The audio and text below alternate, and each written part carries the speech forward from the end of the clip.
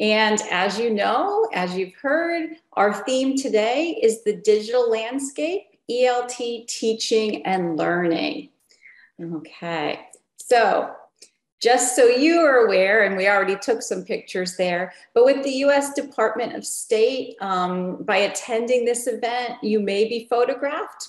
Your participation allows English language programs, a program of the US Department of State, to use your image, photographs, videotapes, and electronic reproduction. So we believe in sharing this out for all our specialists to see the great work that we're doing here that can happen in other regions of the world as well. So the content may be included on digital and print media to promote exchange programs and public diplomacy efforts. So this will not be used for commercial purposes. So I just have to tell you that, and I know we're good to move on. So welcome, welcome, welcome. What are we going to be covering today? Well, we're going to do a little bit of introductions. I'm going to take you on a journey in time and the evolution of tools and practices in ELT teaching and learning. We're going to talk about some considerations for tools and pedagogy. We're going to break down the purposes of current tools, and we're going to talk about how to incorporate some tools. And then we will have some time for question and answer and open forum. I always like to give time to hear your thoughts, your ideas, any questions you may have. If you have questions during the webinar, please feel free to put them in the chat box, and I will make sure that I take a look at that every so often. Mà nó cũng nhỏ nha. Today really lays the foundation for everything we're going to be learning in the next and exploring in the next 5 webinars. Okay, so what do you need? What do you need to participate successfully? In addition, I see many of you are on a desktop or a laptop or maybe even a mobile device. But in addition to your desktop and laptop, if you have a mobile device, a secondary device, that will be very, very helpful. I'm going to ask you on that secondary device to go to join.nearpod.com. So, oops, sorry about that. Let me go back. Oh, got my annotation tool. Okay, there we go. So what I'd like you to do here is go to join.nearpod.com if you can on a secondary device, okay? We're gonna be engaging together on this device, on this tool. We'll be using this tool probably every webinar we have. Today will be a very simple use of it. So you can go to join.nearpod.com on a secondary device. So it's best not to use the same device you're viewing the webinar through. And what else do I ask? I ask that you have some open ears and you have a readiness to engage with the content.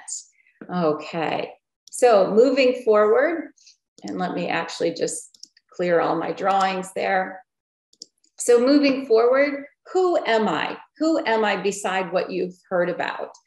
Well, I am an author, a presenter, a teacher trainer, a thought leader, an ed tech advocate, but most of all, I'm an educator in the classroom.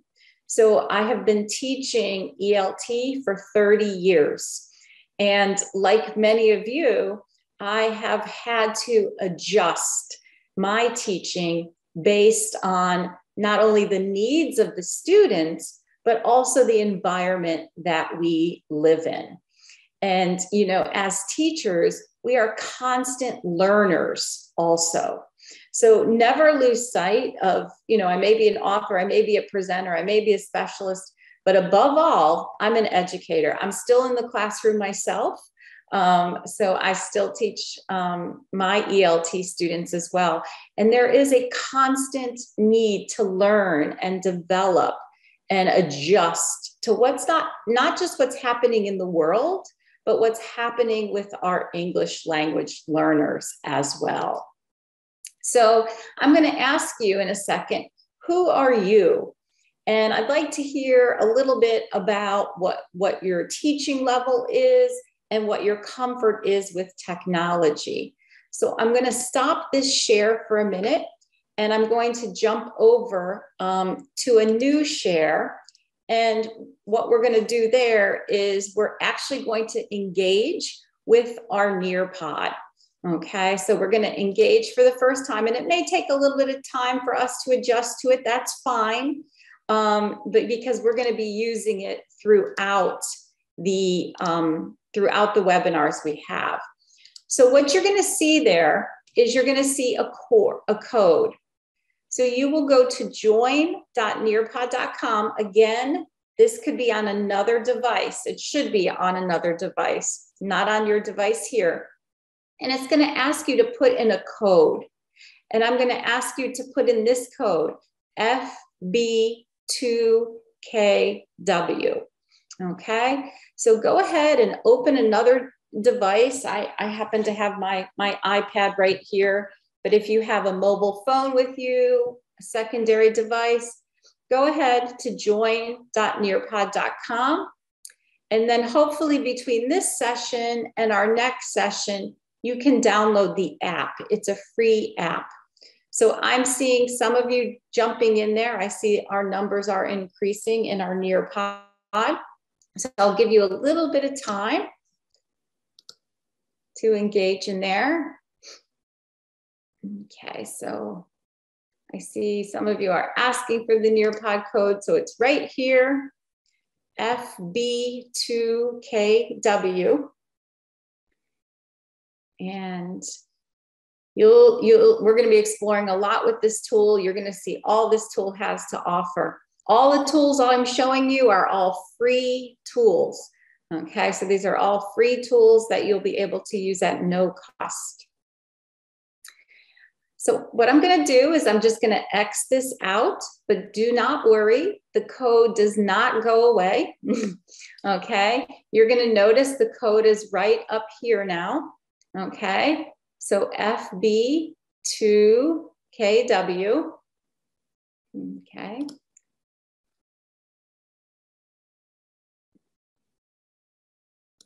And I'm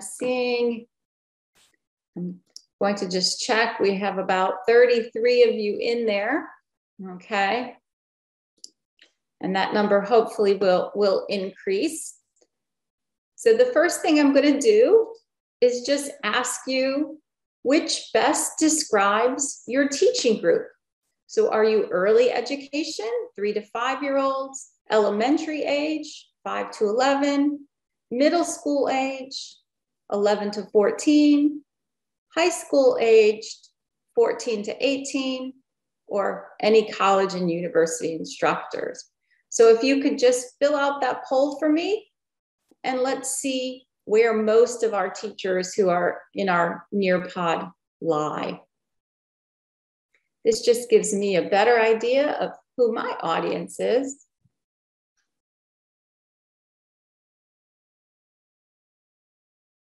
So I'm going to give you a minute or two here. I'm going to jump over to the teacher side of it so I can see exactly who my learners are. So we're predominantly high school age right now. So what you're seeing is the teacher view in this. So on your individual screen, you should see the student view, but this is what the teacher will see. So right away, I can see about 57% of you who are engaging in the poll are high school teachers. And we have about 23% middle school. Okay, a few of you college or university. As a teacher, I can also see who hasn't answered yet. So I see about 10% of you haven't answered. Oh, now we're down to only 4%. That's excellent. Okay, I also get a visual so I can see exactly where each of my learners are. Okay, so very good. I've got all of you who are in the Nearpod have answered this. And so predominantly are high school age and next middle school. Okay, So going back to our student mode here, just one more question to engage in. How comfortable are you with using technology in the classroom? Okay, so let's say you're very comfortable. What I'm going to do here is I'm going to hide your names. So this is anonymous, do not worry. Okay, so how comfortable are you with using technology in the classroom? Very comfortable, maybe you use it daily. Comfortable where you use it most days. Somewhat comfortable, you try to use it, and not very comfortable. So again, your names are hidden. So when I reveal the answers, we will not see your names.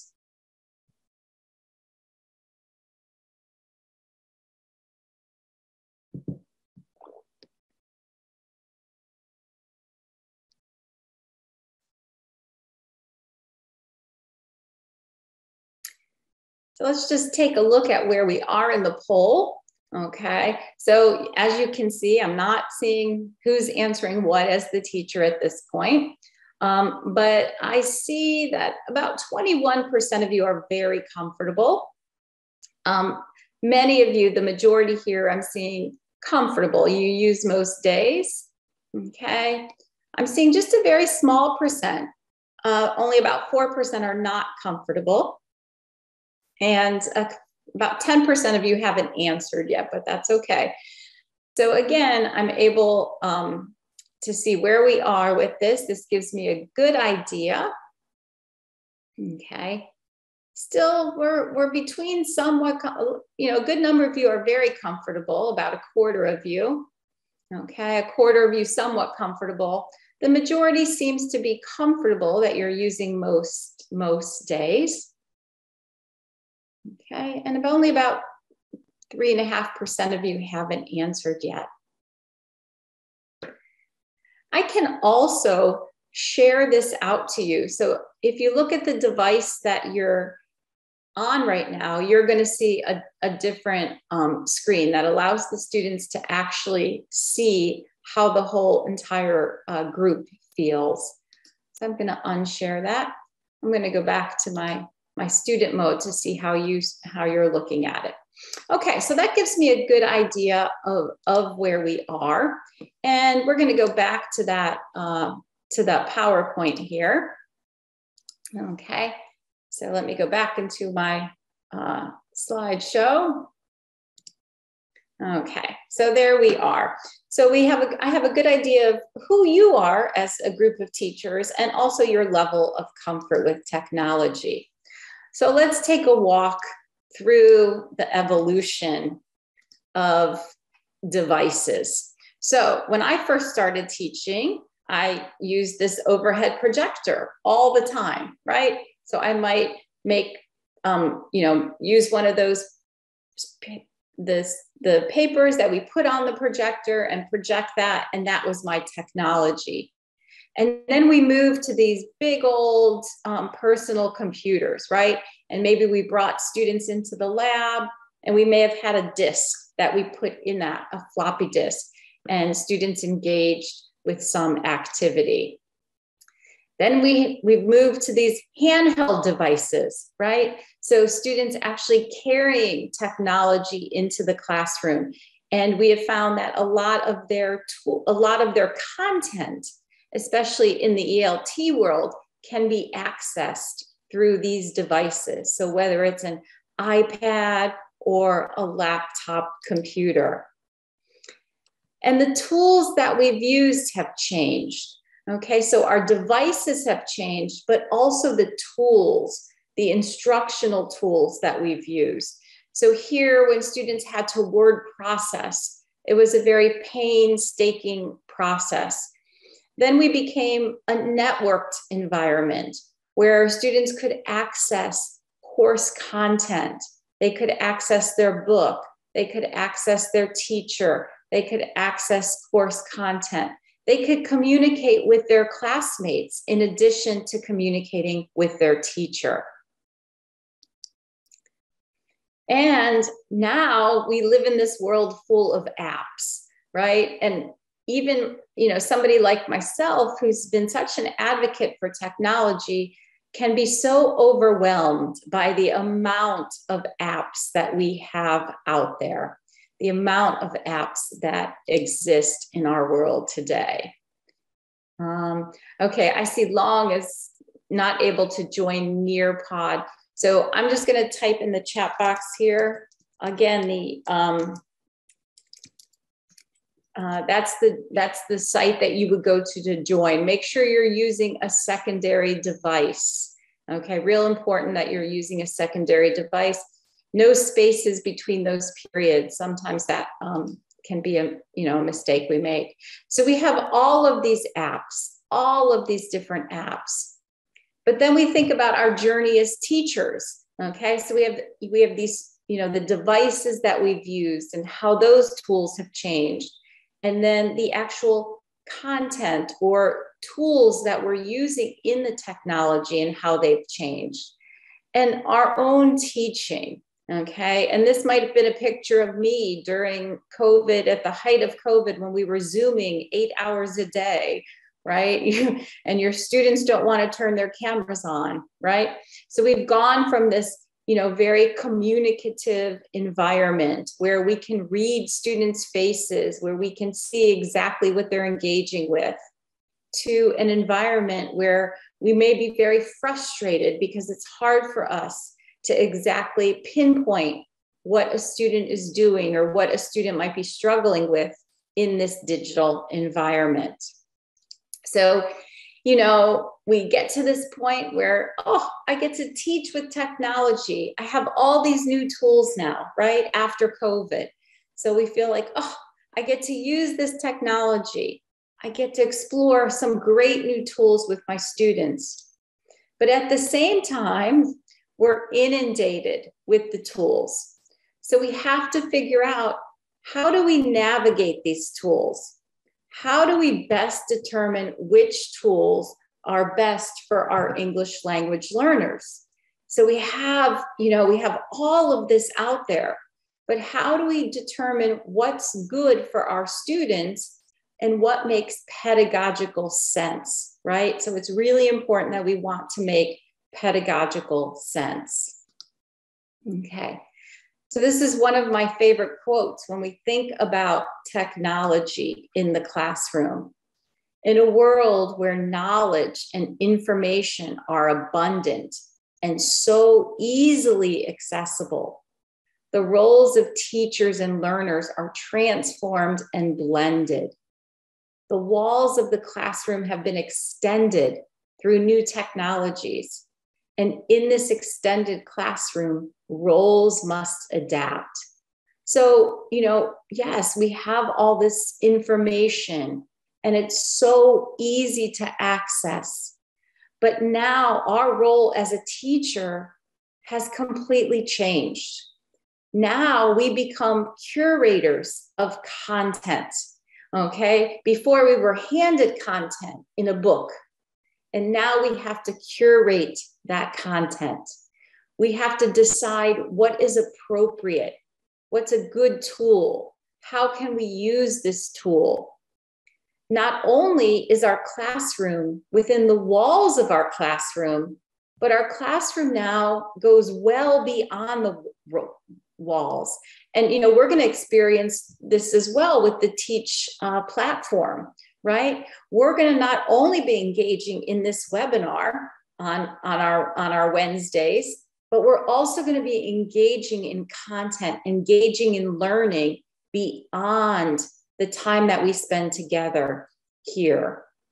So we're not only transforming what our role is, but we're transforming how we do it, okay? So to me, that's really very powerful. Our role has changed, and how we do what we were doing 2 years ago, 5 years ago, 10 years ago has totally changed. And so as educators, we need to adapt. We need to adapt. And that's the key. Post-COVID, if anybody has proved their flexibility and tenacity, it has been teachers in the post-COVID era, right? So we have to adapt. So how do we do this in the post-COVID era? Well, we have to have some really important considerations here. We have to know who our learners are and the pedagogies or the methods we use to ensure learner success. That's the first consideration. Then we have to think about what are the purposes of our tools. Okay, so we can't just use technology, and we don't want to just be used by technology, which is what I think a lot of us were experiencing when we first all went Zoom, right? We were kind of being used by that technology. But we have to have really clear purposes of the tools that we're going to be using. So our consideration, thinking about who our learners are. We know that English language learners need to have an affective filter lowered. So what does that mean? Well, learning English, learning another language can be very intimidating. It can make us feel as though we are not as intelligent as we really are. We have to take risks. And in order to do that, we have to be very comfortable with taking risks. So as an ELT educator, we have to make sure that we create an environment where students feel extremely comfortable taking those risks. Okay, so taking the risk to try to speak, taking the risk to answer a question in a language that is not our native language, right? So as teachers, we need to create that comfortable environment. Now, when we're face to face and we're sitting there without these tools between us, we have a lot of techniques and strategies to do that, right? But when we filter in technology, it becomes a little more complicated. We also know that our students need to have access to very rich content. So what does that mean, rich content? Well, our students need to have content that allows them to engage in the language in a way that is meaningful, but also engaging, right? We know, especially, our high school students, which so many of you are teaching, if that content is not appealing to the student, they become disengaged in the learning process. And then we also know that English language learners need to have experiences that are meaningful, that are authentic. So that means it has to be real. It has to be something that students can take and apply outside the classroom. So let's say you have a student who, is going to be gaming with an English speaker, right? They need to have that language. So we need to make it real. So once again, English language learners need to have that affective filter lowered. We need to make them feel comfortable. They need to have access to this very rich content. And they need to experience it in a very meaningful, authentic learning environment. Okay, a very authentic learning environment. And this is, again, we have these strategies for when we're in the classroom. But when we start incorporating technology, whether we're in the classroom or outside of the classroom, it changes, and we need to modify what we're doing. We also need to always remember that language learning is social, okay? Language is all about communication. And so how do we do that with this wall of technology between many of us? How do we make that learning experience social using technology? How we know that language learners need to interact, right? They need to interact with one another. They need to interact with the teacher. They need to interact with the content. And we also know that good language learning experiences follow a method of practice, perform, and perfect, right? So when we're teaching, we might present information. We want students to practice that information. We want students to perform with that information. We want them to show us what they know with that. And then lastly, we want them to perfect their skills. Okay. So again, working, pre-COVID, we knew how to do that with the materials that we have. But how do we do that with technology? What tools do we have that can not only build those social interactions, but also give students the opportunity to practice, perform, and perfect their skills? So these are things we're going to be exploring today and beyond. But we also need to have a clear understanding of terms, tools, and effective uses.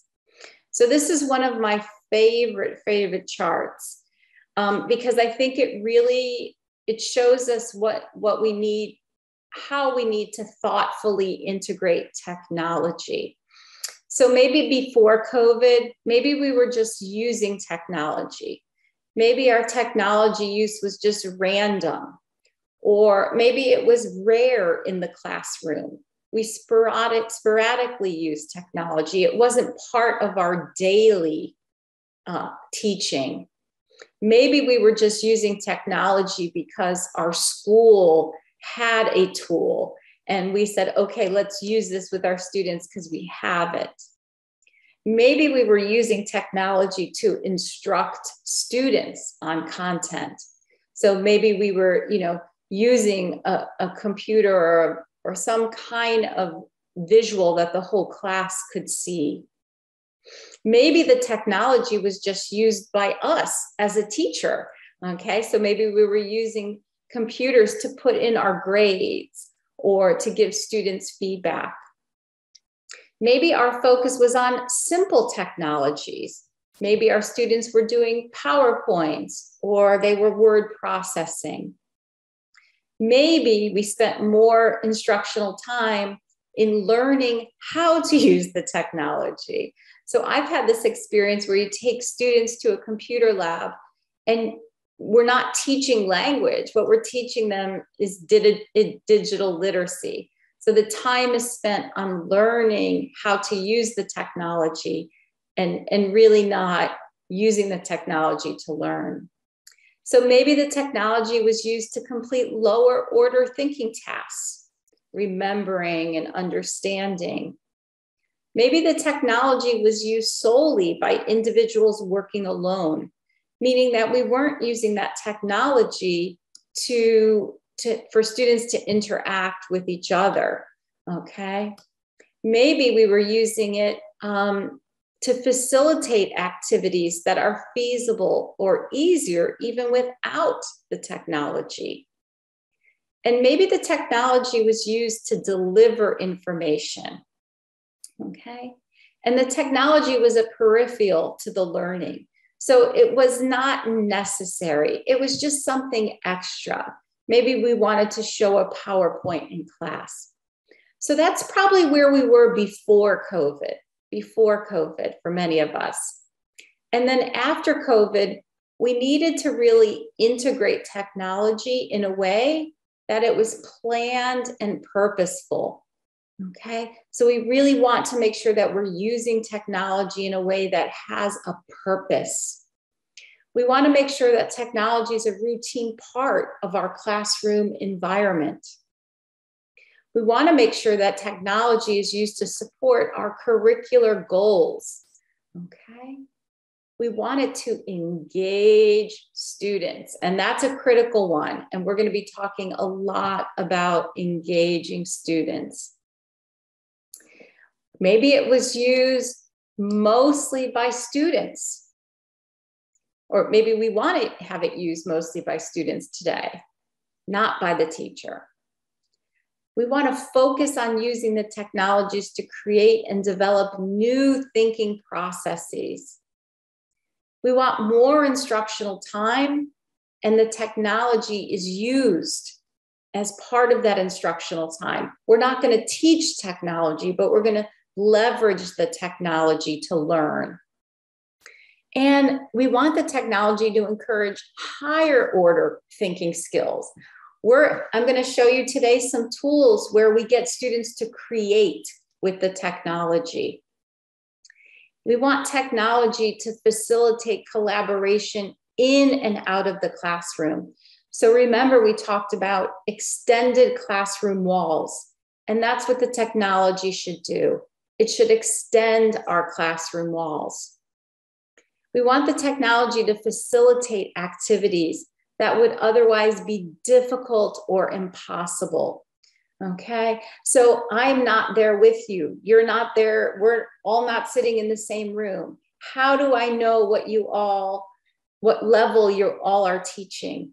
I can't get you to raise your hands, right?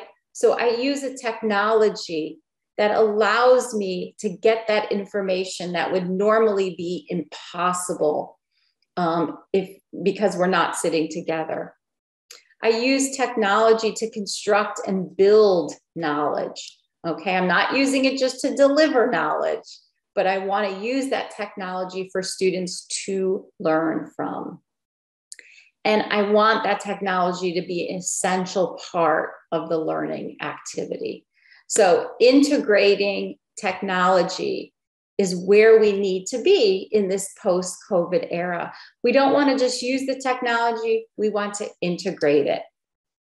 And for me, these are the 5 most important parts of integrating technology. We need to plan for it. It needs to have a purpose.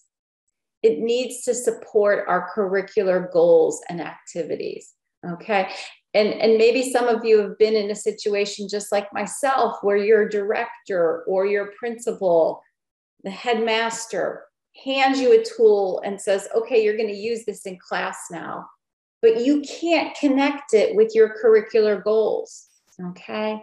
That's not integrating technology, that's just using technology. We wanted to engage our students with the content, okay? We need to promote those higher order thinking skills. When we get to project-based learning, we're going to see how critical promoting those higher order thinking skills are and the tools that we have that can help us do that. And we needed to facilitate collaboration. You know, who knows where we're going to be with COVID in a year or 6 months? We may have to go back remote. We need to be able to collaborate. So how can we do this?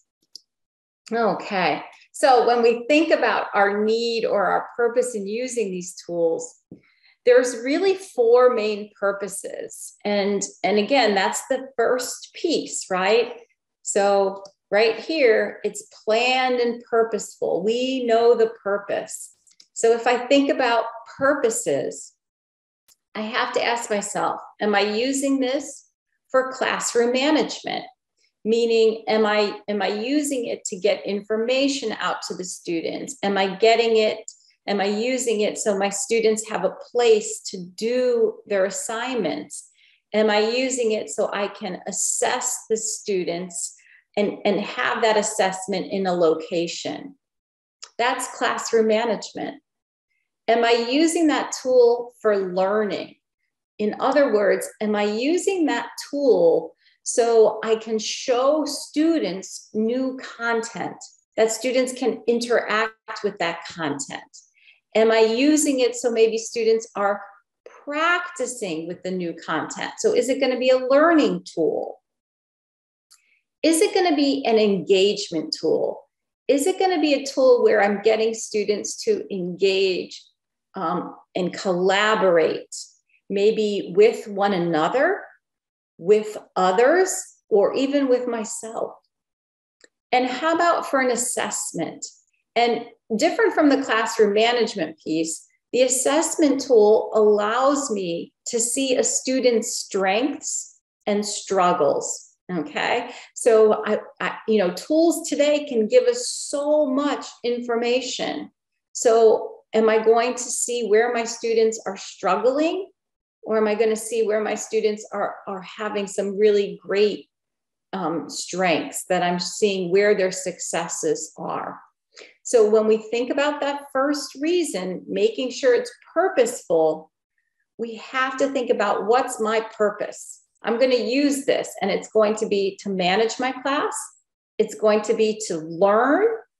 It's going to be to engage, or it's going to be to assess. And we're going to be walking through tools for each one of these over the next few months. So we also have to think about the delivery.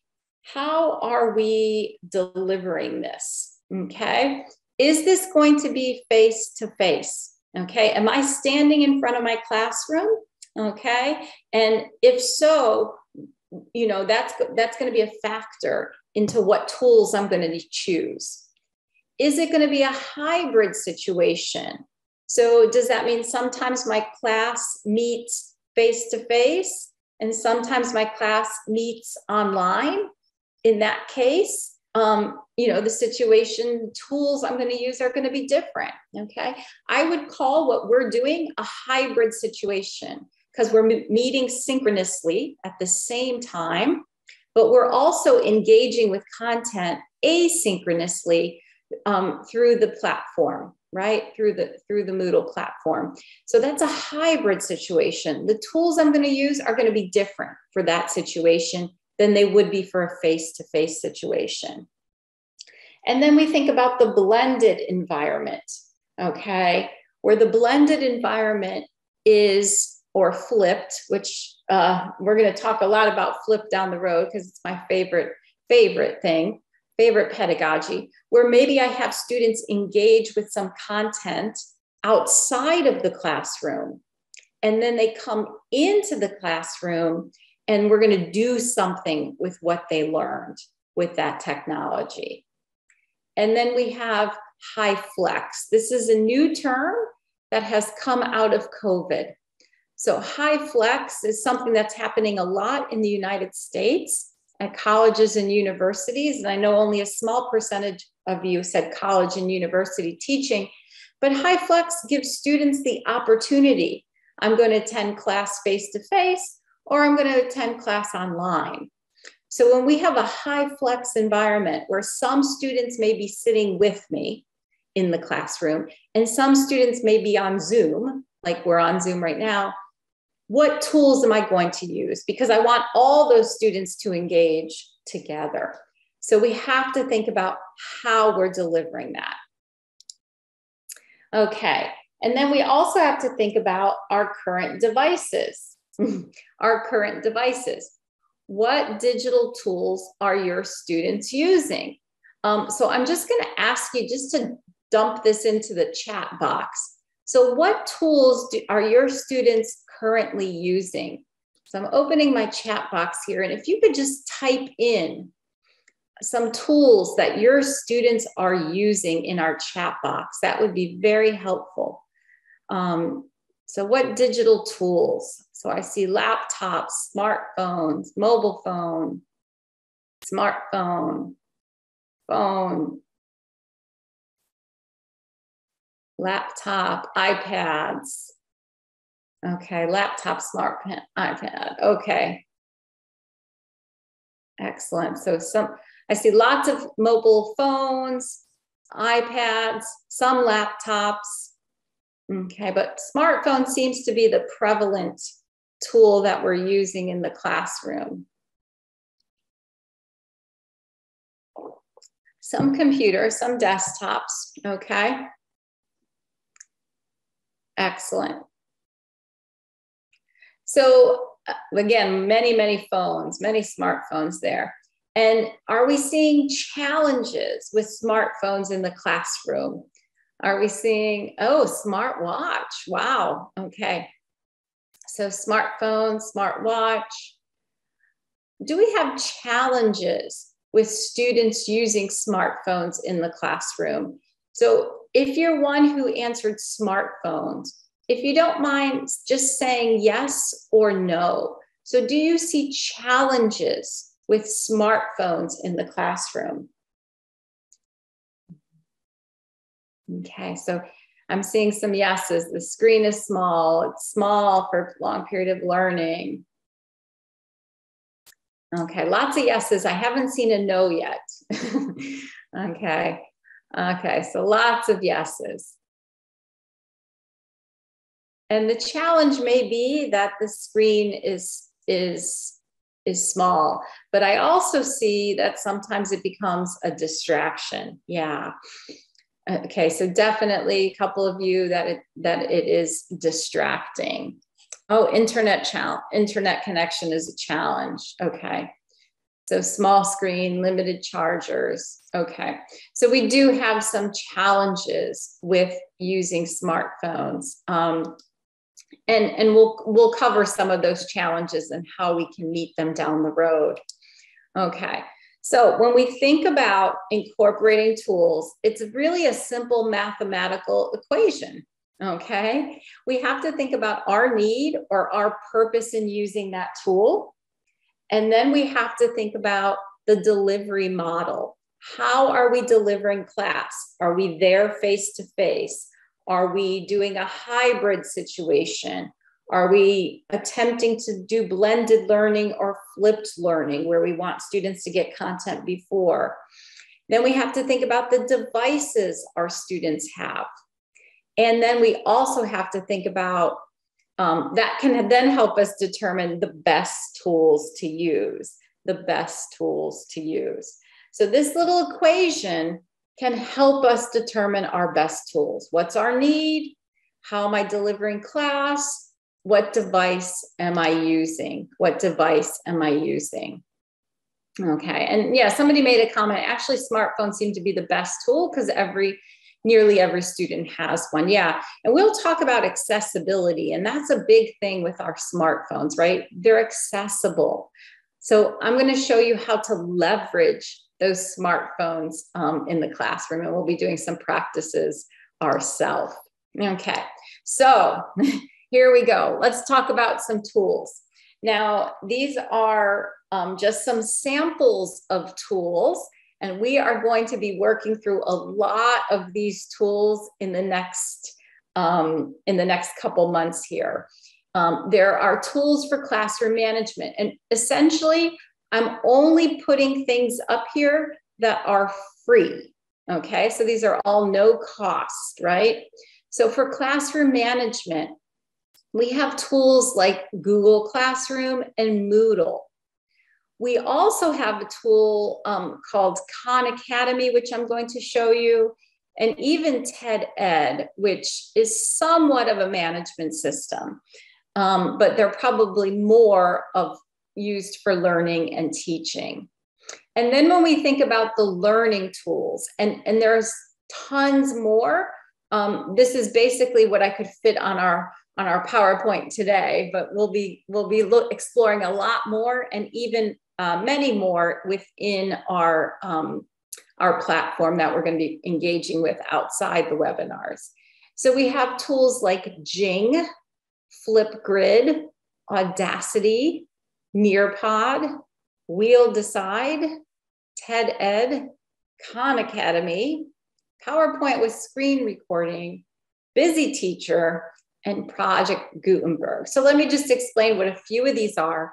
We're actually going to be looking at three of them very closely today. Okay, and as the webinars move on, we're going to look at different tools.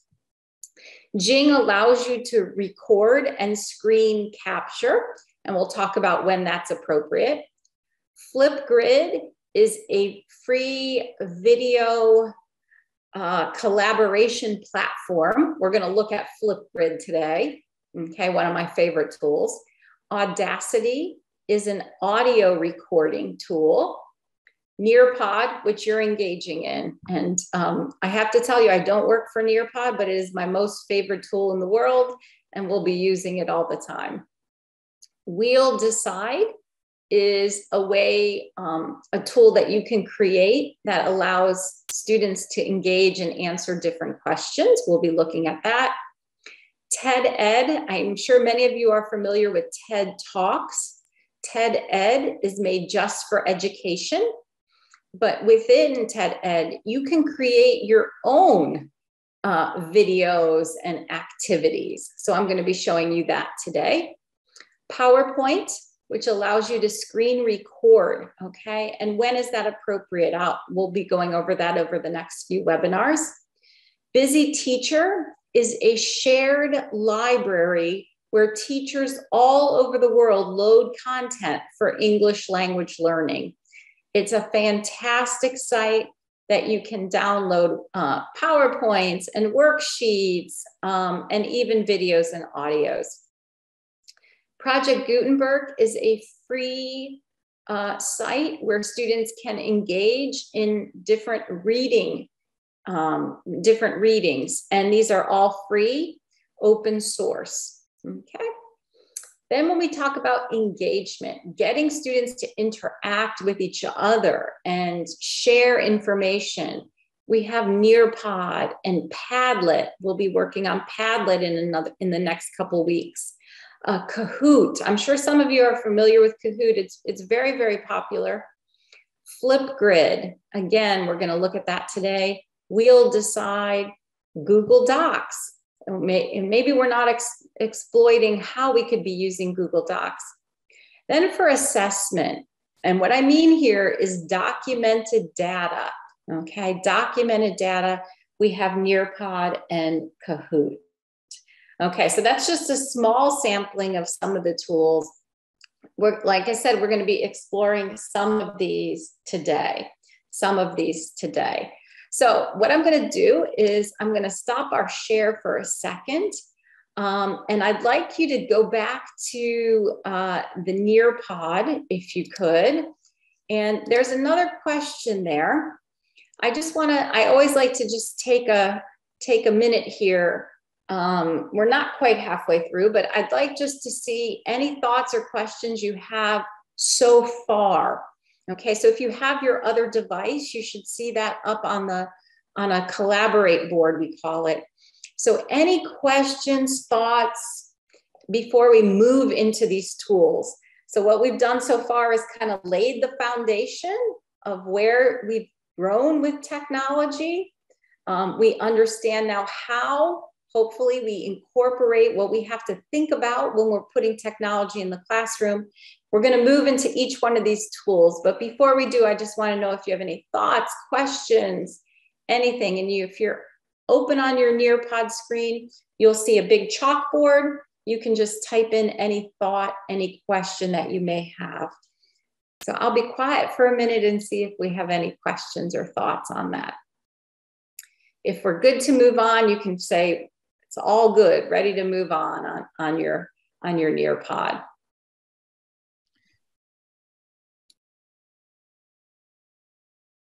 Could you please retype the link to Nearpod and the code? For me, I can access to Nearpod from the same device. Just open a new tab with the link, okay? So and then here, the code, and then they can access. Yes, so right up here is the code FB2KW. So I'm sharing out the Nearpod. And what you're seeing here is what's been posted so far. Okay, so I'm going to, okay. So I'm seeing what's posted. I'm going to, okay, so we're all good here. Again, your names are not there, so this is totally anonymous, first time around here.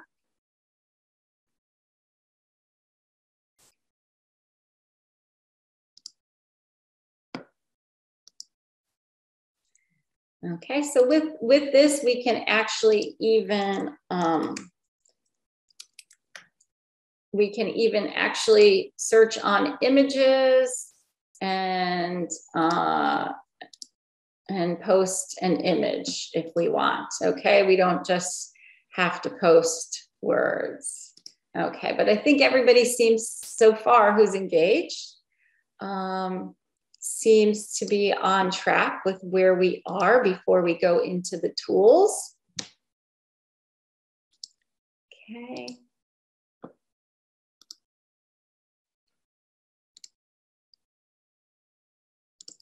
Part of engaging with Nearpod here is to show you from both the teacher and student perspective how the tool is used. And okay, so we're very good.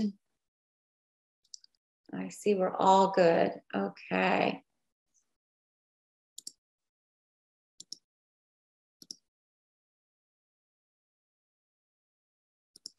Yeah, this is, I love this comment because we're, our students have such short attention spans.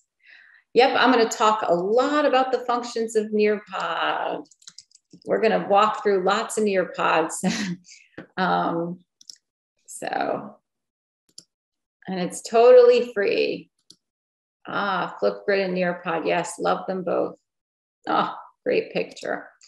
Okay, so I see that you're all ready to move on and you're getting a sense of what our Nearpod can do there as well.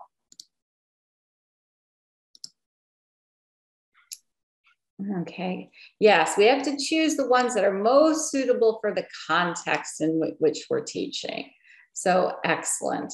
So I'm going to stop that share. I'm going to go back to our PowerPoint here so we can engage with some of these tools. Okay, so I do appreciate that comment about not keeping our students bored, because today's learners, they're digital natives, right? And, their attention span is so much shorter than students from 10, 15, 20 years ago. So let's first talk about our classroom management tools. So we have, two free learning management systems, Google Classroom and Moodle. And basically with these tools, we can use them in all the modalities. So whether it's a face-to-face class, a hybrid class, a blended learning class, or a high flex class, these are great tools. It's a great way to organize our course and our course content. Okay, so you can create very clear learning paths for the students. In many of these management systems, you can actually set requirements for students, and so that they have to complete something before they move to the next. So creating that learning path for a student is very important. You can also track student successes and struggles in the management systems. But we integrate this technology because when we use a management system, we know that it's being planned and purposeful. So when you're organizing your course, we're doing so in a very purposeful way. We're supporting our curricular goals and activities. And many of these, in both Google Classroom and Moodle, you can tie it to a learning objective, okay? We're also engaging students with the content, okay? And we're promoting higher order thinking skills and facilitating collaboration.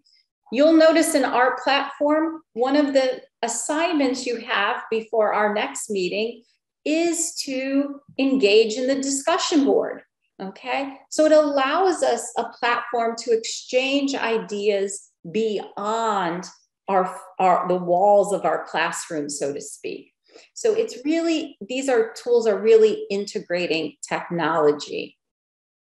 So those are two, and you're going to be engaging with our platform. And so we'll be working through some of those things on our platform. But I really want to focus the bulk of our time on some of the teaching and learning tools, because I think as teachers, that's what we want. We crave tools to engage our students in the classroom. So today we're going to focus on two of them for practicing content, or for finding content, we're going to focus on two. And for practicing content, we're going to focus on two. So let's think about teaching and learning. The need here is to facilitate learning and to practice newly learned skills and perhaps even deliver new content. And we can do this in, the delivery models of face-to-face, of hybrid, of online. no matter what device our students are using, we can use these teaching and learning tools. So where do you find content? So remember, I told you in the beginning with that quote that teachers are now curators of content. So what does that mean to be a curator of content? Well, we used to depend on book companies, on our publishing companies to curate that content, to decide what content was good for our students at what level, for what skill. But now we've become curators of the content, right? So we have to go out there and find content and say, yeah, this is appropriate for my class, or this is appropriate for my level. These are great places to find content. Khan Academy, TED Ed, Busy Teacher, and Project Gutenberg. So today we're going to look at Khan Academy and TED Ed. Now, where to get students to actually practice this content? Well, today we're going to look at Flipgrid and Nearpod, and there are many, many more, and we're going to be working through these. So let's take a look at each of the places for online content.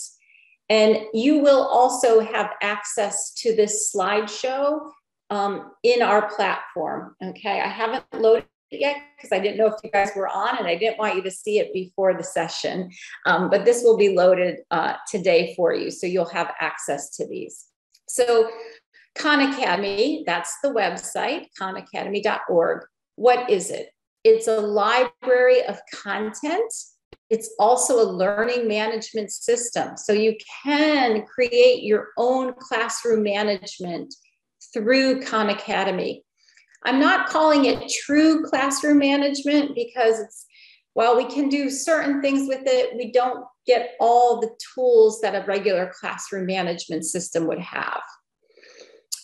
But why do we want to use Khan Academy? Well, that content has already been curated.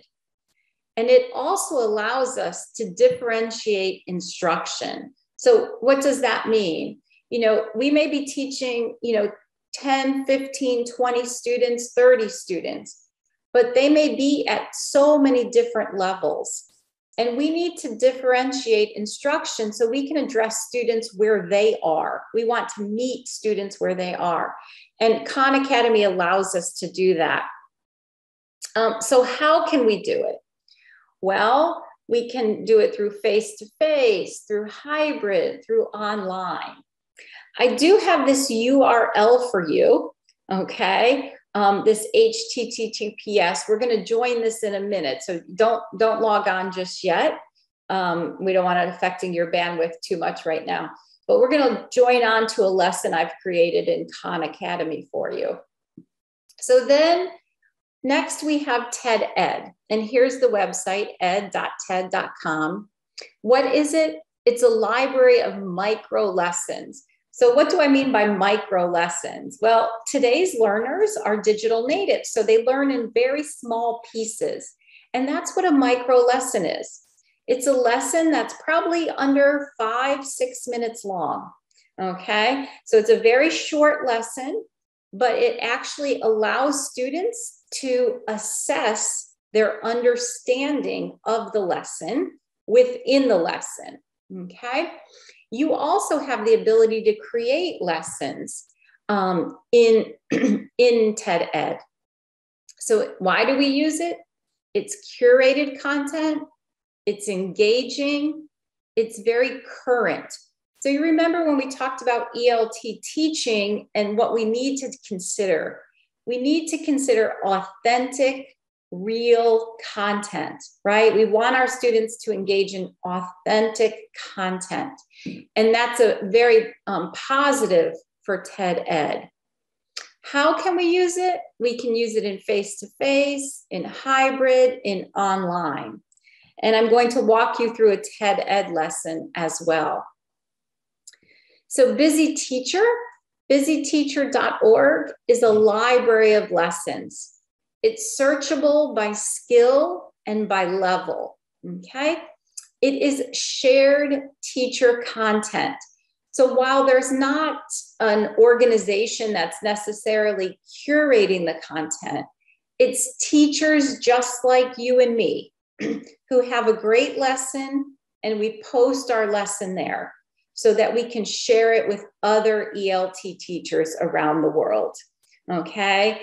So the content hasn't been necessarily edited in all cases, but it is very, again, created by teachers just like you and I. So you can download worksheets, you can download PowerPoints, you can actually download and then make some changes that might fit your class better.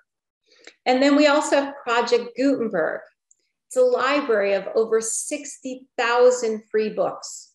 So talking about the authentic content, okay? And it can be shared online. So we'll be looking at each of these, okay? So let's start with Khan Academy. Okay, so just some general things about Khan Academy. You can utilize these created lessons. You can create a course, okay? And add lessons to your course. So it somewhat serves as a management system, okay? You can download projects with project components. So one thing you're gonna see on our online course that we have, you will see a Khan Academy lesson plan. So this lesson plan is something you can download, and then it has the links to the sources that you would use as part of that lesson. So very, very rich learning environment. Now, I just want to say Khan Academy was not created for the ELT world. Okay, so there are lessons from everything from science to history, but there are several lessons that apply to language learning. So let's take a look at just one of these lessons. So you're going to see here, this is a lesson from Khan Academy, and it's an introduction to verbs. So students would watch this very short video, okay, only 1:45 on verbs. And then they're going to get some questions about what they saw in the video. You know, they can go back, they can answer it again. After that, they're going to get a video lesson, very short once again, on verb agreement. Then they can practice that. They can move through the present tense with some practice. They have to get 3 out of 4 questions right to go to the next level. Okay, so that's very important. You remember I told you that some of these set requirements. They set requirements. And so this is a requirement here. You can't go to the next video unless you get 3 of the 4 questions right. Okay, so really great way to set a learning path for your students, Okay, another piece of Khan Academy before we jump over to it is it allows you to create a course. Now, I've created a course, and I'm going to be inviting each one of you to join that course. Okay, just to give you an idea from a student perspective of what you can do. So my course here is just a simple grammar course, okay? And you're gonna see all the lessons that I've put into my course. So I have a video lesson. And with that, again, you have practices that you have to complete. You have to complete with a certain score, okay? As a teacher, I'm able to see the scores, and I'm able to manage my students as well. So we will, after you join this course and engage in it a little bit, we'll be talking about the management piece from a teacher perspective in our future webinars, okay? So it's gonna be important that you engage in that course, okay? And another thing with Khan Academy is, as I mentioned, you can download projects with project components, and it has an exchange with the Adobe Education Exchange. This is a character project you're going to be seeing on our platform. So you're going to see this lesson plan on your platform, and I am asking that you move through this lesson plan. And we'll talk about how we can use this in our next webinars. Okay, so we'll talk about how we can use that. So what I'm going to do now is I'm going to actually stop this share. I'm going to go over to my Khan Academy, okay? And I'm going to ask you to join my class, okay? So let me go into my class. So just give me 1 minute here because I want to make sure that you can join my class. Okay, so there we go. So I'm going to share my screen. Okay, so you're going to see here, this is my student roster. Okay, and this is the class code. Now hold on 1 second. I'm going to put in our chat box the class code that I want you to join. Okay, so I'm going to add this the link into our chat box. Okay, so just give me 1 second so I can put the code in here. So we're going to go to HTTPS.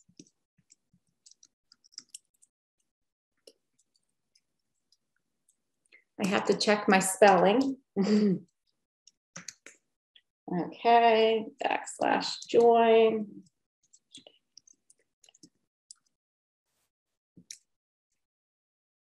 Okay, so if you go ahead and hit the hot link that is now in our chat box, you will be able to join my Khan Academy class that I've created for you here. And you'll see I'm keeping the teacher site open for you to see. So you'll be able to see, I have 8 students, 8 of you have joined already, so fantastic.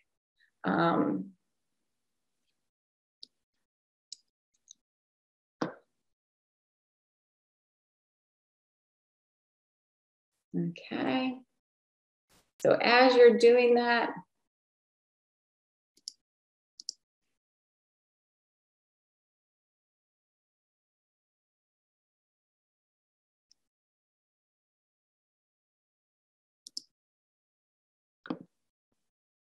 $13. So I have 13 of you in the digital landscape. Okay, there we go. So what you should see in there, and I'm just going to give you, as some others join, I'll give you a minute to play. But you should see some assignments. Okay, so I can, as a teacher, I can check your progress. Wow, some of you are already engaging, so that's awesome. So I can see as a teacher how you're doing with your units. I can see the assignments that I have given you. Okay, so I'm assigning all of them to you. Okay, and I'll be able to see your scores as well. Okay, so as a teacher, I see someone saying invalid code. Okay, I'm going to ask you to try it one more time because since we have had others get in, I think it's working. So sometimes you just have to refresh. A lot of us are joining at the same time. Could you type the code in the chat box again? Yes. Okay, let me paste it again in there. There we go. So just click that hot link and you should be able to join.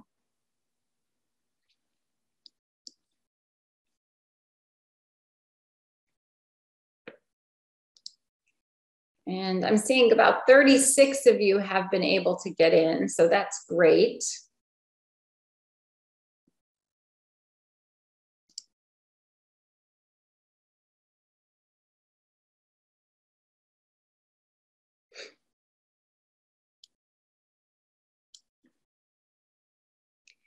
Okay, so hopefully some of you, you can't see the class code.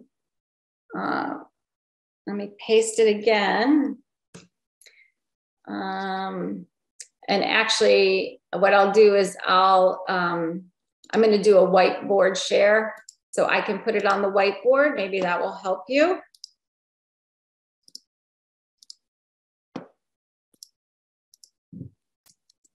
So here is our Khan Academy code. So this is exactly, you can even type it in from there. And those of you who are in, if you could just engage a little with some of the content so you get a sense.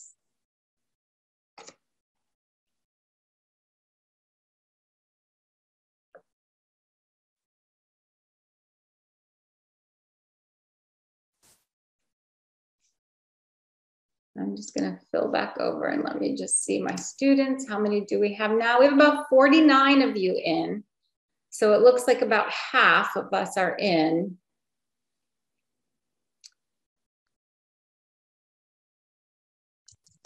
Okay, so let's see.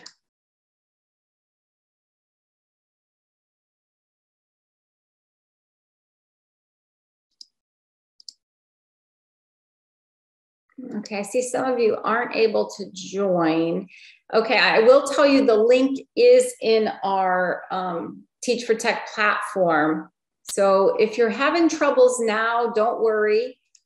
You should be able to join once you get into our platform. So I do see some of you, let me just refresh how many we have. I'm going to stop the whiteboard share and go back to our Khan Academy. So if I look at our students here, let me go back. Okay, so about 53 of you. Okay, so if I could just, I know some of you are probably playing in there, but let's just go over some of the features here. So as a teacher, I can create a new class just by clicking new class, okay? And what I can do in my class is I can also create some assignments for my students, okay? So I can create some assignments, and these are things that I've created already, and you'll see these say assigned, assigned, assigned, okay? So I've gone in and I found some content and I've assigned it, okay? I'm able to see the scores of my students, okay? It will tell me what, give me a little completion report of each student as well. And I can check progress, okay? So this gives me each student and the percentage of work they've done on the assignment, okay? But let's say I want to find some new content. So I can put in, I'll just put in modal verbs. Okay, so these are all the activities with modal verbs in Khan Academy. And I can say that this is a video here. So I can click the video. Okay. Now I can right away assign this to my class. Okay, so if I like this video, I can assign it to my class. Okay, and my students will be able to see it. I can also see other activities that are related. So this is past progressive, and here's a past progressive practice. So right away, if I wanted to assign, I can just say, oh, I want them to practice this. Okay, and I choose the class I want to send it to, okay, and I want it to send it to all my students, and I can assign this. So it's very, very simple to use as far as being able to assign work, okay? So remember that it has all of these lessons already created, okay? If I go to the main site, Okay, I'm in my class now. I can search on just English lessons. and it will come up with everything that's English lesson wise, okay? So, but again, I want to use it so I can use it for my students, my English language learners. So creating a course is the best way to go. They also have their own set courses. So what you're seeing right now are all their set courses. As I told you, there's not specific English language learning course, but if you go over to reading and language arts, you can find many language lessons that would apply for English language learning and teaching, especially in the grammar section. Okay, so Khan Academy, very rich, lots of great activities that you can create. And I see some of you are having trouble about where to go. I think what I'll do is I'll create a video for you. So I'll put that in our Teach for Tech, a video of how to navigate Khan Academy. So I'll create a video for you on that and load that to our site. Okay, because I want to make sure you all understand how to navigate that. So that's our Khan Academy, okay? And we'll dig deeper into it. This is just to get our feet wet today, okay? We say in English, just to get our feet wet, okay? So I'm gonna move over now back to our PowerPoint because we're gonna go to yet another tool. There's lots of tools I just wanna give you an overview of today. And then we'll be digging in deeper, and you're gonna have some time to actually play with them when you get in our Teach for Tech site, because you have some assignments there. Okay, so next we have TED Ed, which is at ed.ted.com. And, that's not, I don't know why am I at my Khan Academy org still there. I apologize for that. So this is where you can utilize created lessons and customize the lessons yourself. So that's really important. You're able to customize them. So customizing them means you can change a created lesson to meet the needs of your students. You can also create your own lessons from any existing videos or audios that you may have. And I'm going to be taking you through those steps as well. Okay. So if we look at TED Ed, in general, TED Ed has several different lessons that are already created. This one happens to be on the ES and S ending, so plural endings. And students, again, get this micro lesson where they're going to watch a lesson, watch a short video. Then they think where they answer just some simple questions. And then they get what's called dig deeper. Okay, with dig deeper, they're more higher order questions that they're going to get about what they saw in the video.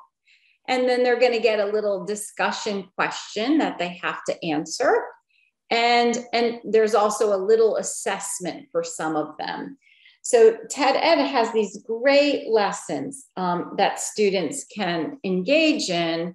And there are many that are applicable to ELT teaching and learning. So here's the lesson title. And here's the begin. Now, these are the questions that are already in TED Ed. But the idea here is that I can customize. I'm going to try to mute there. Okay. I can customize the lesson. So this lesson's already created, but maybe I don't like some of the questions. Maybe I want to take something out of the video. I have that option in TED Ed. So I have that option to customize it. Okay. I also have the option to create my own lesson in TED Ed. So this is a video of me teaching the past tense, okay? So I'm teaching the past tense in this video. I put this video in TED Ed, And now I can create questions for my students in TED Ed, okay? And so my students will watch this video in TED Ed, they'll think about some questions, and they'll have a discussion question. So not only does it allow you here to customize their content, but you can also create your own content. Okay, so that's really, really, I just think it's just amazing to be able to do that. So I'm going to stop this share. I'm going to share my screen with you, okay, with TED Ed. So just give me 1 second here. I'm going to move this down. Let's move that down. I'm going to get out of that one, and we're going to go into TED Ed. So here is TED Ed. Let me go to the main site. So when you log on to TED Ed, this is what you see. As a teacher, you just register for a free site, okay, a free use, okay? And you'll see this is me as the teacher. These are my lessons. These are my library. So let me explain the difference. My lessons are lessons that I've created or I'm putting in for my students to use. The library are all my lessons, everything that I've used for my students, okay? So lessons really are what's customizable. Libraries, everything that I have. So if I look at my lessons, these are all the lessons that I'm having my students work on, right? Here's a lesson. Here's the lesson I started for you all, but here's my ED lesson. Okay, so I'm going to share this lesson. I'm going to copy this lesson and I'm going to put it in our chat box.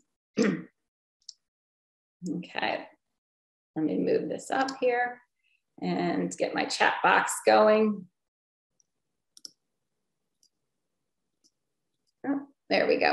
So in my chat box, I've just copied that lesson.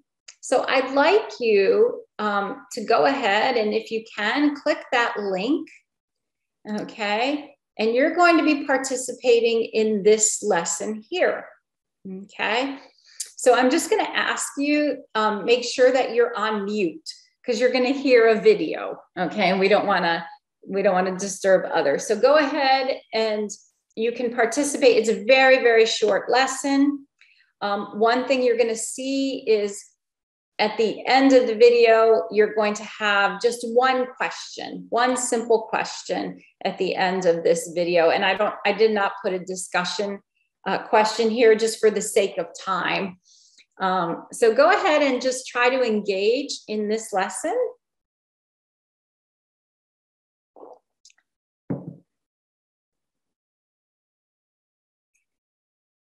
And once you're done, if you could just put something in the chat box, all finished, or that way I know we're ready to move on.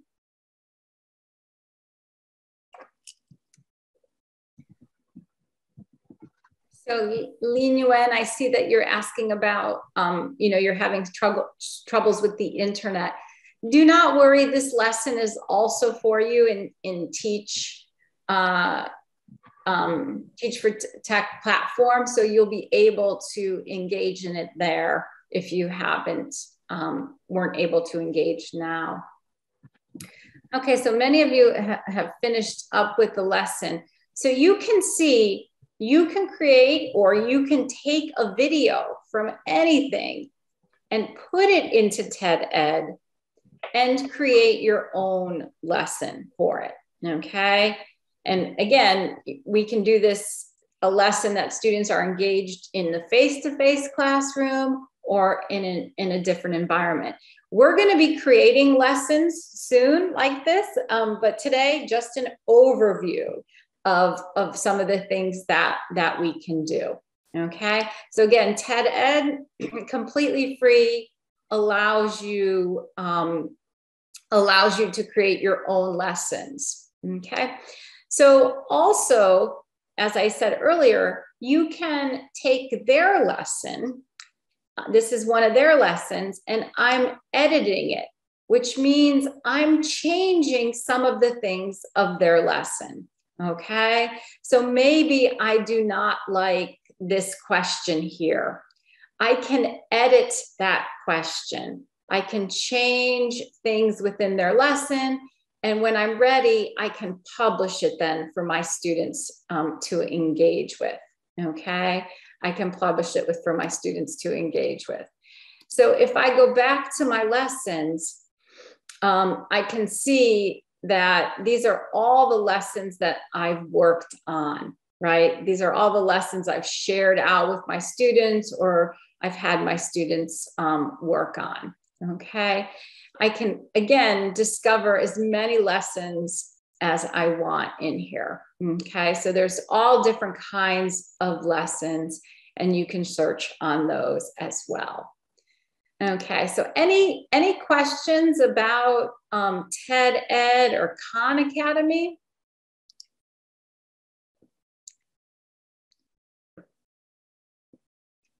Okay, we're gonna, again, just bird's eye view today. We're actually going to be going into these a lot deeper and hopefully creating our own lessons with some of these things. Okay, so I'm going to take you back to our PowerPoint. And, you know, that's really for the teaching side of it, Khan Academy and TED Ed. That's for the teaching side, even though students get to practice with those. But that's really, really for the teaching side. So let's talk about how do we get students to practice in some of these digital tools. Well, you know, again, if we think about the need, we want to facilitate learning, and we really want them to practice these newly learned skills. And whether it's face-to-face, hybrid, or online, or whatever device they have, they can use these two tools that we're going to be exploring today. The first one is Flipgrid, and the next one, which we've already been exploring, is Nearpod. Okay, so let's first talk about Flipgrid. Flipgrid is all about having people all over, wherever they may be, collaborate and learn together. Okay, and it's simple. It's a video discussion that makes learning fun, fulfilling, and empowering. So if you imagine a discussion board in a learning management system where students all share their ideas, that's what Flipgrid is, but it's a video discussion board. So students are posting videos of themselves responding to a topic. So what you do as a teacher is you create a group. Your group is a community, and your community is where people have video discussions. Okay, so you know, if you have a school address, you're able to use Flipgrid very easily. If you use Google Classroom, you can connect it to Google Classroom, and you can use those email addresses there. So you post a topic, and you have a question, an idea, an experiment, a debate, whatever, and you get everyone in your community to respond with fun, short videos. So we talked earlier about the accessibility of cell phones, right, of mobile devices. And on those mobile devices, we all have our little videos on them. So this is a great thing that you can use in class, out of class, with those mobile devices. So your community engages in video discussion, and we can make comments or leave feedback videos on those. So how do you use Flipgrid? And these are just some ideas for educators, okay? So if you're teaching pre-K to 8, here are some great things that you can do to use Flipgrid. Okay, if you're teaching high school, these are some great ideas that you have, okay, for Flipgrid. And this is from Flipgrid, and I thought it was just really helpful, so I put it here. And so what I'm going to do is I'm going to stop the share and I'm going to take you to my Flipgrid. Okay, so you'll be able to engage in that. Okay, so let me share this one. Okay, so let me just cross off our TED Ed and we're going to go to Flipgrid. So if I first land on Flipgrid here, okay, I've already logged into Flipgrid and I'm going to, don't worry, you'll have a video of how you create your own group and all of that. So you're going to see here is my Flipgrid. So I created a group, okay, and I've already created a topic for us for this webinar. So the topic is Hello, I Am. So you're going to see in this video, I'm asking you, how do you pronounce your name? What is something we should know about you? Now, I'm not going to ask you to do this now because this is going to be part of your assignments, okay? But I just want to show you exactly how we do this. So this is a video discussion, and here is my video, okay? So this is just me introducing myself. Hello, I'm Christina Cabbage. Okay, I'm going to pause that, but that's me introducing myself, okay? And what everybody does here is they would just add their own response, okay? So they're going to add their own response. So I'm going to give you the join code. So I'm copying that join code. I'm going to type it in the box here, even though you have this on our site. And I'm going to ask that you don't do this right now, but you do it as part of our assignments. Okay, so for your Flipgrid, you're going to go to HTTPS and this is all on our site too. So no worries if you're not getting it now. Flipgrid.com.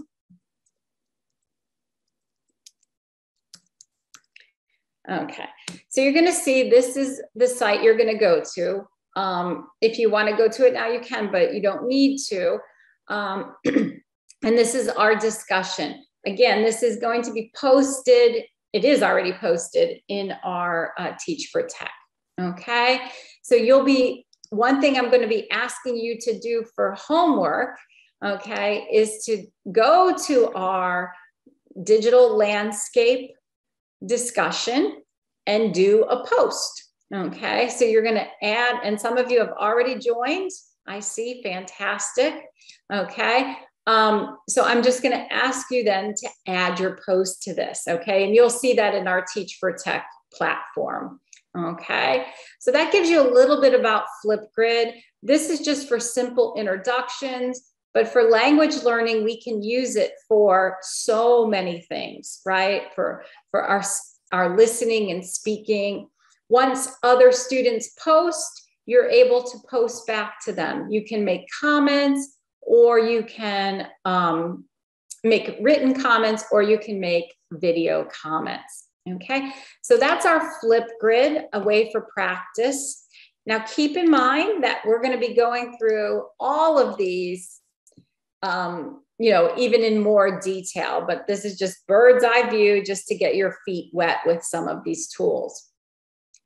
Nearpod. Well, we've been practicing a lot with Nearpod. With a free account, teachers have access to thousands of lessons, and you can even create your own lessons. So here, this is just for English language learning, and you can see some of the lessons that came up when I did the search. Okay, when I did the search. So many different lessons, and you can see they also indicate grade level, which is very important for us. So not only can we choose the kinds of lessons we want, we can consider our grade level as well. So what I'm going to do, once again, sorry to keep going back and forth, I'm going to stop this share and I'm going to take you to a Nearpod. Now, I'm going to ask, because of time's sake, that we don't all join right now, but you do have a Nearpod lesson to join in our Teach for Tech. So I will ask that you engage in that lesson, and you can engage on it on your own time. Okay. So right here, this is my Nearpod. Okay. And I just want to walk you through just a lesson here so you can get a sense of what is possible. Okay. So I'm just going to go to one of my grammar lessons here. Let's just go to prepositions. Okay. Okay. So I'm going to walk you through this lesson. You actually have a different lesson that you're going to be working on in your class. So you'll notice right away in my lesson, and actually I'll go to determiners here, but right away in my lesson, we can do live participation, which means my students and I are doing it right now together at the same time, okay? Or I can do student paced. So you have a lesson in Teach for Tech that is student paced, which means you're going to be working through that lesson on your own, just so you can get a sense of the functionality that we have within Nearpod. Okay. Now, what I'm going to do for our purposes is I'm just going to preview the lesson so you can get a sense of some of the functionality within Nearpod. Now, these lessons are lessons that I actually created for Pearson, and these lessons are all free. So we have free grammar, pronunciation, and vocabulary lessons. Okay, it gives you some teaching notes here. Not all lessons do that. And one functionality is what we call the open-ended question. So students, I'm not going to have them, okay. Students would read this conversation, okay, and then they would answer put an answer here in the box, okay? Then what students do here is they're going to do a collaborative board, just like we did in when we were warming up. So they can do a collaborative board where they can add an image or they can type. What you also have in Nearpod is you have the functionality to add your own created videos. So this is a video I created, okay? And then where you see the blue dot here, you can add in questions at different points in the video that students can answer based on what they heard in the video, okay? So you have students answer that question. So there's little stop points, okay? So again, the whole concept of micro-learning. Then they're gonna practice. This is a practice where students on their mobile device can use their finger and just mark up on their touch screen.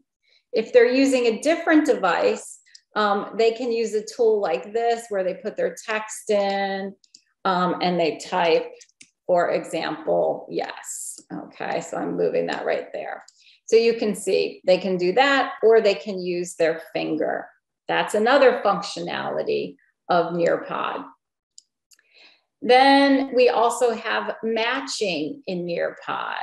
Okay, so they can match. I obviously didn't get that one right. There you go. Okay, so I can get immediate feedback in the matching. And they also, this is another example of an open-ended question. They can take a quiz, okay? And there is even a little bit of gamification in here, and that's called Time to Climb, and we'll be working through that. But just to show you that you have a lot of functionality within Nearpod, okay? Again, I know this is just a bird's eye view. We're going to be digging into these pieces a lot deeper, so we're all comfortable with using these tools, okay? My goal is to get you all comfortable with using some of the best free tools that are out there. And we'll also talk about how you can use them within the classroom as we move on. Okay, so jumping back to our PowerPoint, and hopefully you'll go through our Teach for Tech platform and you'll engage in some of those practices that I have for you. I will also put a couple videos in for you in just how to build your own courses in both TED-Ed and Khan Academy, okay, and how to create a lesson in Nearpod. That one will be down the road a little bit. So before we go into question and answer, because I do want to leave a solid 15 minutes for question and answer, I do want to just kind of summarize some of our key takeaways for today. Okay, first of all, technology in the classroom needs to be thoughtfully integrated, not just used. Okay, so we really need to think about how are we integrating it. We need to consider our students and language learning pedagogy. Okay, we don't want to just use technology to use technology. We want to make sure that it meets students where they are. We want to make sure that we're lowering that affective filter, that we're making language social and authentic. Okay, so we can't forget about the pedagogy that language learning is built on. We also have to remember that it's important to identify what the tool is used for. Okay, is it classroom management? Is it learning? Is it a way to show and teach new content?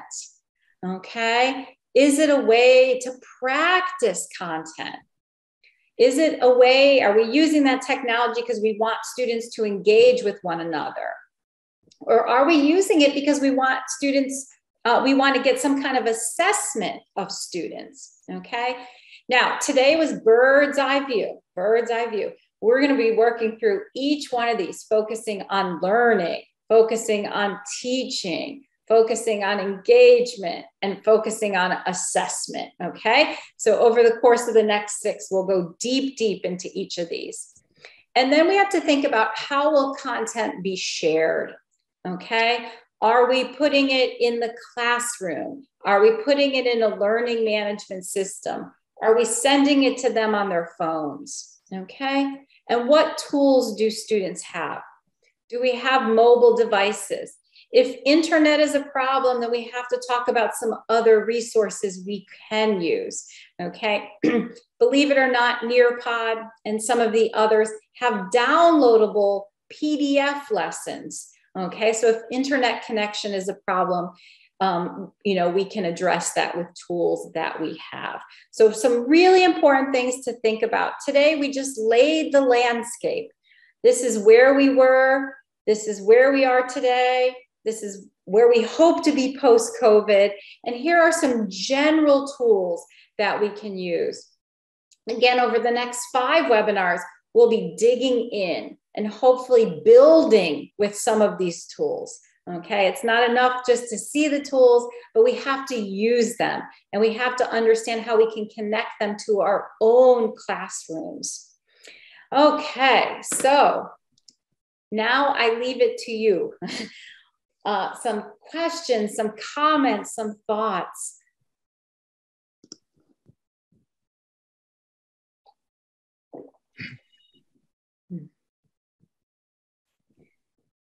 Yes, I see you love the Nearpod tool. We're going to be digging a lot with Nearpod. Nearpod is my favorite tool, my most favorite tool. And we only saw a little piece of what Nearpod can do today.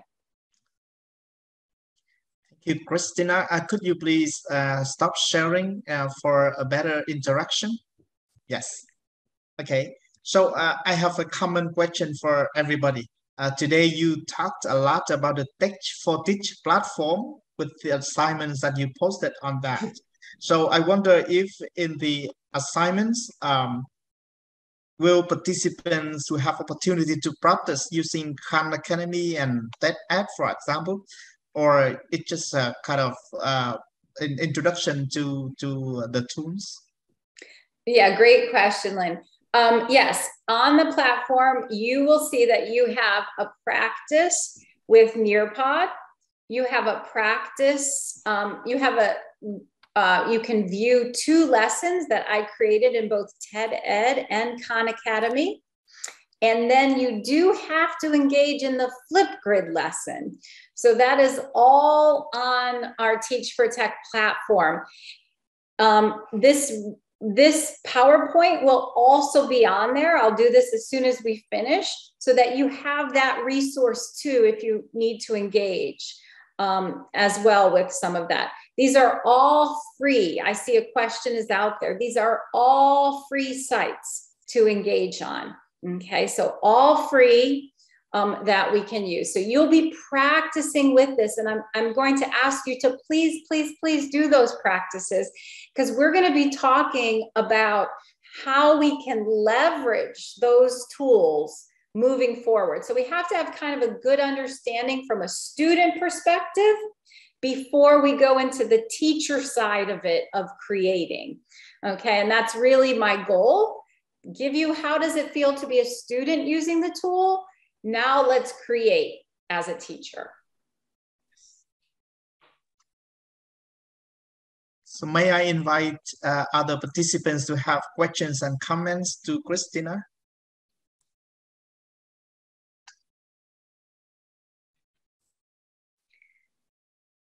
I see there's one in the chat that Viewtron, and I'm sorry if I'm mispronouncing your name, that you do need time to deal with those tools. Yes, that's why we have those on the Teach for Tech platform for you, so that you can practice as many times as you want, so you get comfortable with those 4 things. I'm just focused on 4 today. And as we get comfortable with those 4, we'll build in others.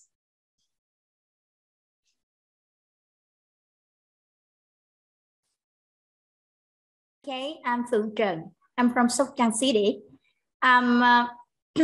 Yes, it's very useful to listen to your sharing today, and I think that I can find the most suitable tools to apply in my teaching context, I'm sure. But I think that I need more time to practice them.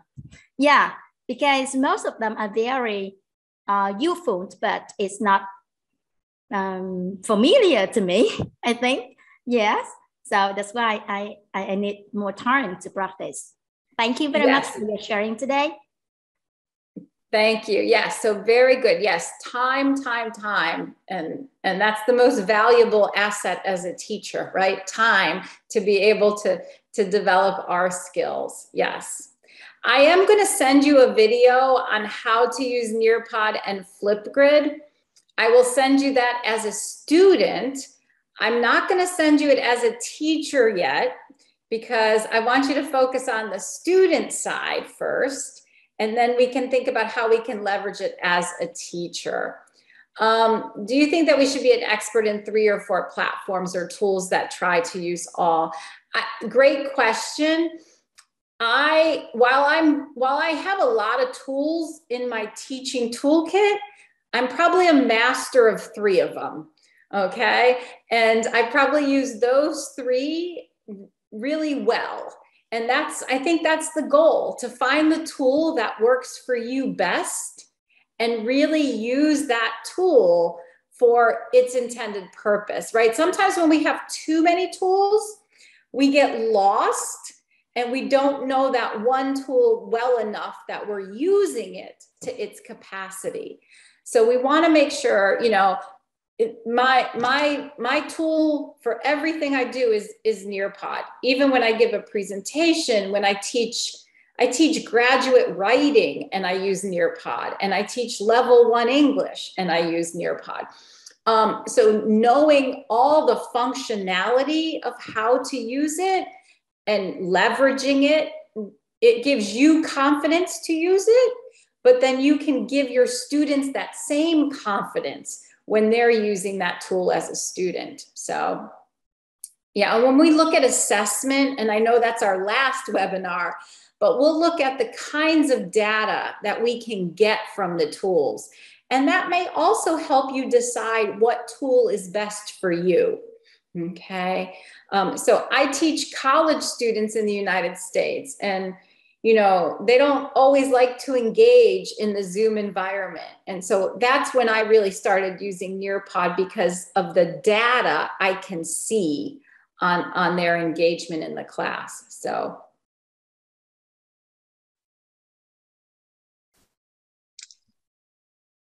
Okay, I love reading the comments in the chat box. I think it's time to wrap up.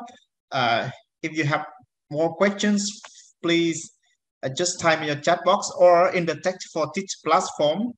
On behalf of CML Retract, once again, I would like to say thanks to Miss Christina Kavat for a wonderful webinar today. I know that it's not easy to work from 4:30 a.m. in the morning in Florida, but it seems that you work with full energy. Yeah, that's great. For participants, thank you very much for your active participation. I read all the comments and questions in your chat box and see that you are participating very actively in this webinars. Ms. Hoàng Lang has already sent you the accounts to access the Tech4Teach platform.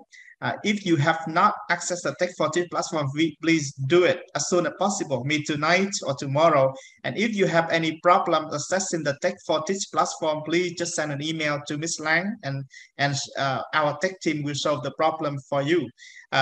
As Christina shared with you, she posted a lot of assignments on, using the Khan Academy or the TED-Ed and many other tools that we learned during the webinars. So please join us, to practice and to do the networking, share your ideas in the Tech4Teach platform. This is a kind of a synchronous session. The Zoom platform is a synchronous session for Christina to present the lesson, but the Tech4Teach platform is a asynchronous session where we can learn more, we can understand, we can practice the knowledge and skills that we learned during the webinars. So thank you very much, all of you, and Ms. Christina and all participants for participating in the webinar today. Thank you very much. And one more thing, many of you asked me about the second webinar, which will be on July the 6th. When we plan for the webinar, we thought that, okay, just one day before the national examination, but some of you kept me informed that some of you have the duties on that day, just before the national examination. So we'll discuss with our directors and Christina, and we'll keep you informed later via email. Thank you very much, and bye-bye. Thank you all.